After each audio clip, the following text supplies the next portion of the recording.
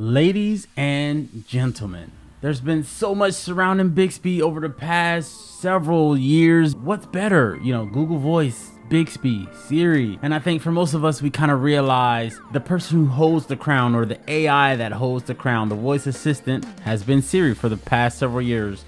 So much so that many people with Android phones, they don't even bother using Bixby because previously in the past, it hasn't held up to its contenders. I figure what better time than now to see what Bixby is all about in 2023, the ultimate Bixby test, or should I say experience, because I have to admit I was one of those people. I heard a lot of reviews. I tested it out for a little bit, and when I say a little bit, a very small bit. I had it turned off on my phone, as well as many of you, and I just use Google Voice Assistant for my day-to-day needs, for any kind of voice controls and commands, shortcuts, whatever they may be. Some of you didn't even bother wondering what kind of features Bixby offered. Now on paper, they sound pretty engaging. They sound pretty useful on a day-to-day. And some of those features include Bixby Text to Call, Bixby Custom Voice Creator. You can start a video call with Bixby. You can start a video recording with Bixby. You can show files, you can play media, you can start a workout, and many other things. Now, like I said, on paper, Bixby has a lot to offer, but in practical use, how well does that hold up in 2023 with everybody using, for the most part, Siri and Google Voice? Is Bixby worth you turning that feature on your Android device and using it? How well does it respond? How fast is it? How intelligent is it? You want to know all these things. Hello everyone, and welcome back to the channel, and this is the ultimate Bixby test. All right everyone, so to do this video properly and to get a full grasp of my verdict when it comes to Bixby as a voice assistant, I have to do these tests solo, and I also have to do them against a competitor. And in this case, we're going to try Google Voice and Siri, and we're going to give it some similar commands and see how well it holds up against its competitor. So for this breakdown, we're going to test the response time, the ease of use, the intelligence of it, basically how correct the information is, the efficiency, which is basically the speed, accuracy, and consistency of the voice assistant, the interface, settings and customization, and other voice assistant features. So without any further ado, if you're new, hit that subscribe button. And if you're new or returning, if this information was useful, hit that like button. Let's get into it. All right, everyone. So we have the Galaxy Z Fold 5 right here, and we have the iPhone 14 Pro Max right here. On this device, we'll be able to test Bixby and Google Voice. And on this one, obviously, we will be able to check Siri. So the first test on the list is the response time, which is basically the speed test. So let's hop right into it. Hey, Bixby. Okay, fairly fast. I would say that's about a 1 second response time. Now let's test this one out. Hey, Siri. Fairly quicker. The response time seems pretty quick. Now, next thing to test is ease of use. So to test ease of use, we kind of have to do some of the normal like day-to-day stuff. So for example, I would just check the weather on both of these. Hey Bixby, what's the weather today? Today in Odessa, it was clear from 0-100 hours to 500 hours with a high of 59 and a low of 56. From 500 hours to 600 hours, it was cloudy and 56. From 600 hours to 700 hours, it was clear and 55. From 700 hours to 1000 hours, it was sunny with temperatures between 67 and 54. From 1000 hours to 1100 hours, it was cloudy and 73. From 1100 hours to 1400 hours, it was sunny with a high of 80 and a low of 78. From 1400 hours to 1500 hours, it was cloudy and 80. Okay, so that was pretty good. One take back that I will say with Bixby is it gave me a lot of information that could have been condensed a little bit shorter. So it could have gave me maybe just the high, the low, the temperature right now, and then how it's going to fluctuate during the day with just two temperatures. Instead, it kind of broke it down by the hour or by the period of the day, and it kind of made it a little bit longer than it should necessarily be. It's not necessarily a bad thing, but I believe it could have been a little bit shorter, but it did give me the information I asked for. Now let's try it on here. Hey Siri, what's the weather for today? Should be sunny today. Daytime temperatures will hover around 82 degrees, with overnight lows around 55. By the way, if you have another request, you don't need to say Siri before you ask it. So again, this one was a lot shorter. It gave me the high and the low today, so I kind of know what range that I need to be in as far as like how I'm gonna dress, and just knowing the weather. It was a lot shorter, and it also gave me a suggestion for future reference in case I wanted to use that same feature. So ease of use, I would say they're both pretty much tied. I do like the more compact response or abbreviated response when it comes to Siri, but I did get what information I needed from Bixby, so can't really complain. So now let's test Google Voice. Hey Google. Response time is pretty fast. Now let's test ease of use. Hey Google, what's the weather for today? The forecast is around 59 degrees and clear. Right now it's 63 and clear. Google Voice pretty much just gave me the weather right now. It didn't talk about what's going to happen later or just the highs and lows for the entire day. So that, again, that could be useful if you just want to know the weather of the day. But I did ask it what's the weather for today, and it only gave me right now. It was very quick though. The response time was probably actually the fastest. So that one goes to Google Voice when it comes to response time. And then as far as ease of use, that will go to Siri. So now let's test the intelligence. Now let's see if this gives us the correct info when we're asking particular things. So let's do maybe like a simple one. It'll be simple to me, but let's see. Hey Bixby, when was the first Batman movie shot? That's not supported. So again, we have an issue there. Usually you will see with voice assistants, if it doesn't have the immediate response for it, it will scour the internet to kind of give you a response then, or allow you to look it up yourself. So it did not provide that. So let's see with Siri. Hey Siri, when was the first Batman movie shot? Batman, also known as Batman, the movie, is a 1966 American superhero film based on the Batman television series and the first full-length theatrical adaptation of the DC Comics character Batman. This answer is from Wikipedia. So as you can see with Siri, it actually gave us an answer. It gave us some history to that answer, and it cited its source. So Siri's showing you that, hey, I'm getting this information from this particular place. I'm not just making it up. So obviously Bixby didn't respond correctly, or at all, I would say. Siri did. So let's try Google Voice. Hey Google, when was the first Batman movie shot? According to Wikipedia, filming took place at Pinewood Studios from October 1988 to January 1989. So it did cite the source. It's giving a different date. I believe the first one was 1966 or something. This one's saying 1989. Fairly quickly. It didn't give any like backstory to Batman. So I would say overall for intelligence, it's going to go to Siri.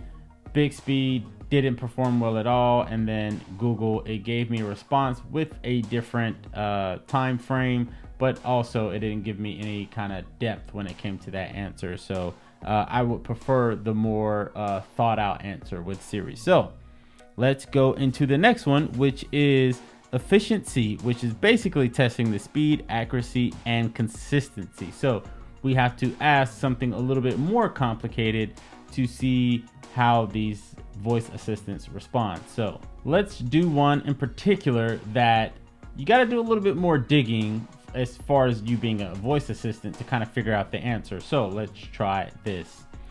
Hey Bixby, how many copies did Assassin's Creed Mirage sell? That's not supported. Again, not supported here. It responded fairly quickly. As far as accuracy, it didn't give me a response, and as far as consistency, it's consistent with telling me it's not supported. So that is definitely not good. So let's try Siri. Hey Siri, how many copies did Assassin's Creed Mirage sell? Okay, I found this on the web for Hey Siri, how many copies did Assassin's Creed Mirage sell? Check it out.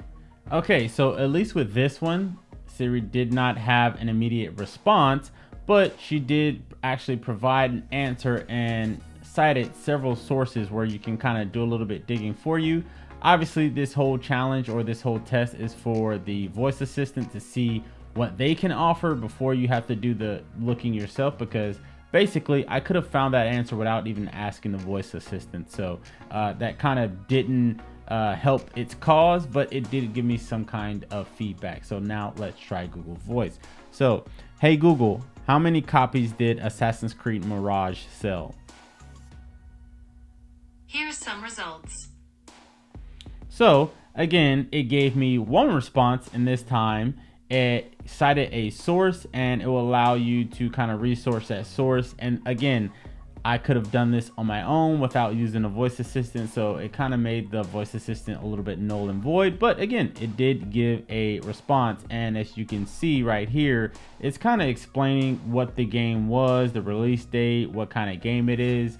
So I would imagine clicking on that source, it will give you a little bit more information, but I just wanted one answer, which is how many copies. So none of them performed to the expectation that I was kind of hoping for with giving me an actual answer. The response time was very quick, the speed was very quick, the accuracy was kind of not there but there. I mean, Siri did cite a lot of sources, Google Voice did cite a source, and as far as the consistency, Bixby didn't hold up. They're saying it's not supported. All right, next thing is let's test the interface. Now, how well is it integrated into the rest of the software within the device itself? So, hey Bixby. So, took a little bit minute to respond, but it took up a little bit higher than this right here. It's like a little square. It takes up, I would say, probably 12 to 15% of your screen, if that. Text.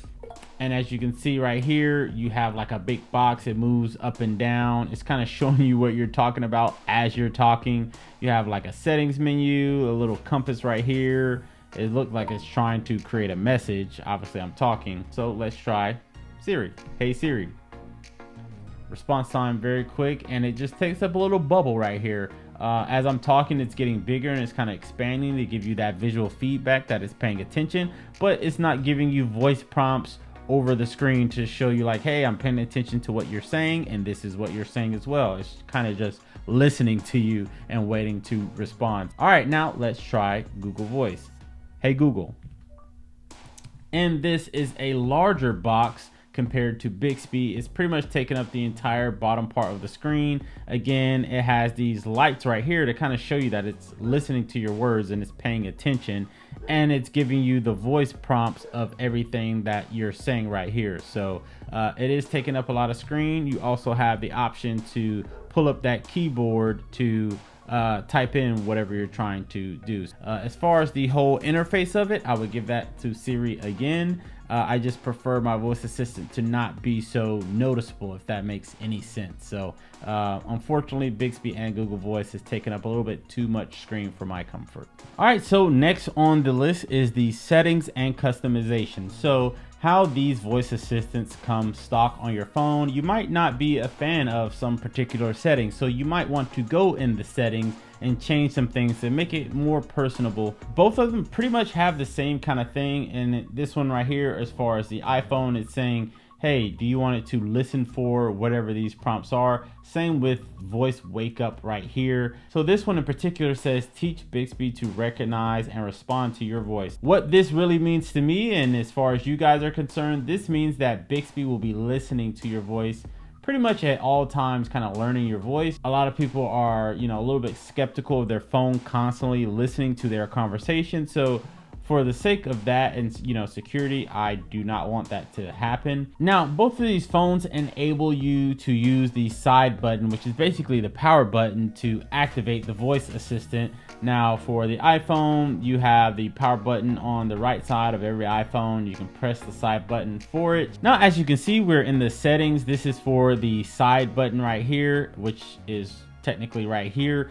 And it's basically asking, what do you want it to do? So we're not going to pay attention to the camera stuff or open the app stuff, but if you press and hold, you can either choose between power off menu or to wake up Bixby. Now you can't have both of these at once. If you hold the side button alone on the iPhone, it will activate Siri, but if you press the volume and the side button, it will show you your power off menu. It would be nice if this had something similar, but you can only choose between these two options. Now, most of this is the same, allowing Siri when locked. You can also use Bixby when locked. As you can see right here, use while locked. You can choose between voice 1 or voice 2, and it has all of the languages right here. You can download more. It seems a little bit limited from what is on here, but if you click on it on the iPhone, you have a little bit more languages to choose from. Now, I do think this setting in particular is very good because those of you who don't want spoken responses, you only want silent ones. If you don't like the voice of Siri for some reason,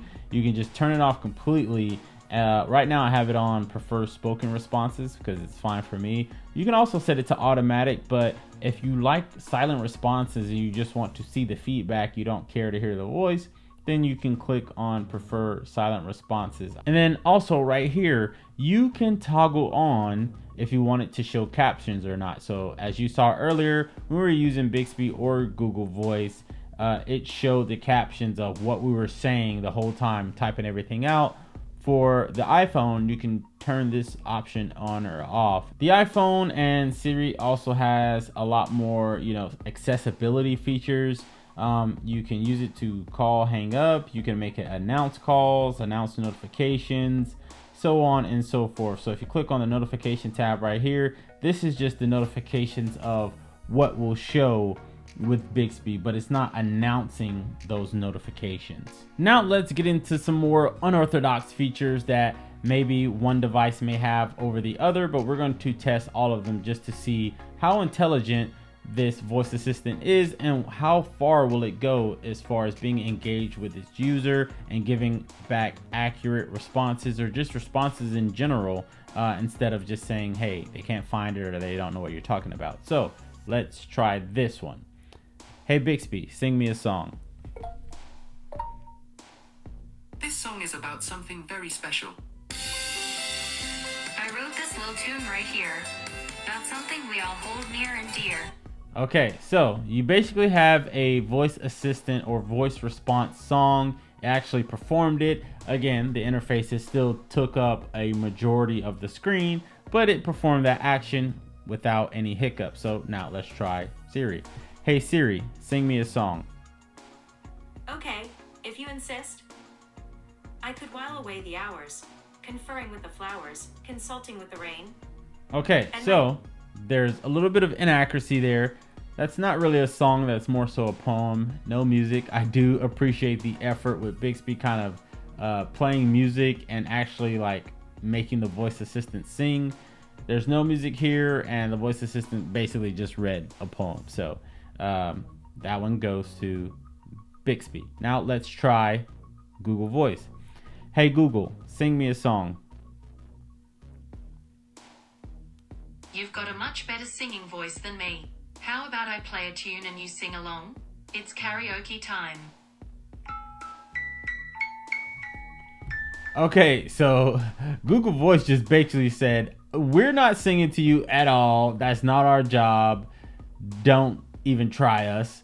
They basically gave you a song or an instrumental to sing along to, which is kind of a cheap way of getting out of doing what your user asked you to do. But it tried, but it completely fell flat on its face. So as far as that unorthodox request, that is going to go to Bixby. Now, for the sake of this video, we're going to try one more unorthodox test on here, and then we're going to give our verdict. So let's see how well these respond. Hey Bixby, tell me about the human brain. Sure, here's what the internet says. The brain is the most complex part of the human body. There's 3 3-pound organ is the seat of intelligence, interpreter of the senses, initiator of body movement, and controller of behavior. All right, so it gave some pretty accurate information, and it seemed like there was no hiccups or hesitation with the response. So now let's try Siri. Hey Siri, tell me about the human brain. The human brain is the central organ of the human nervous system, and with the spinal cord makes up the central nervous system. Would you like to hear more? All right, so they basically gave the same response. I do like that Siri asked if I wanted to hear more, because that response from Bixby seemed like it was going to be kind of long. And if the user is kind of tuned out, it's like, okay, I don't really want to know this anymore. Obviously, they can click out of it, but I do like the fact that they asked, do you want to hear more? So now let's try Google. Hey Google, tell me about the human brain. All right, it didn't hear my response, so let's try one more time. Hey Google, tell me about the human brain. According to National Institute of Neurological Disorders and Stroke, National Institutes of Health, the brain is the most complex part of the human body. This 3-pound organ is the seat of intelligence, interpreter of the senses, initiator of body movement, and control. All right, so I do like that it cited the source first and then kind of went into it, so you can make up your mind yourself if you deem that source credible or not before you allow it to kind of continue to give some kind of response to your request. All right, everyone, so I think we did enough testing when it comes to all 3 voice assistants, and I think I came with a pretty solid verdict when it comes to Bixby in particular, because this test was all about seeing how Bixby performed against its competitors. We're gonna break this up into 3 parts basically. Bixby on its own. Should you use it if you've never used it before? Should you try it out? I would say yes to try it out just to see how well it compares to the other voice assistants that you may be used to. But hopefully this video provided some insight. But using Bixby on its own, it will be fine if you don't require too much of your voice assistant. But just know once you start asking a little bit more complicated or even some simple demands, you are going to be faced with certain responses that said, hey, it's not supported, which means that it's kind of running into a brick wall when it comes to reaching out and finding that information. Now, Bixby versus Google Voice, which one should you use? And it's pretty clear. Google Voice is a little bit more superior than Bixby because it provides some responses that Bixby usually can't keep up with, and the response time is a little quicker than Bixby. The interface of both voice assistants take up a little bit more real estate on your screen than I'm particularly comfortable with. Bixby is a little bit smaller, but it's kind of shaped a little bit different, so it could be a little bit deceiving, but Google Voice does take up primarily most of the bottom of your screen. So overall, I would say use Google Voice over Bixby. Now, when it comes to Bixby and Siri, Siri is far more superior than Bixby when it comes to just overall speed, responses, intelligence, consistency, interface. Of all 3, which one is pretty much at top tier and which one is, at the bottom tier? It pretty much lines up very simple. Siri number 1, Google Voice number 2, and Bixby number 3. Take that with a grain of salt. You might have a different experience than I had. If you're using these devices and you're using these voice assistants, your experience is going to trump anything that I say. So make sure to check it out for yourself to see what you think. But I think it's safe to say overall in 2023, Bixby is nowhere it needs to be in comparison to its competitors. So it is what it is. But again, thank you guys for tuning in. Hopefully it was insightful. And as always, I will see you guys in the next one. Peace.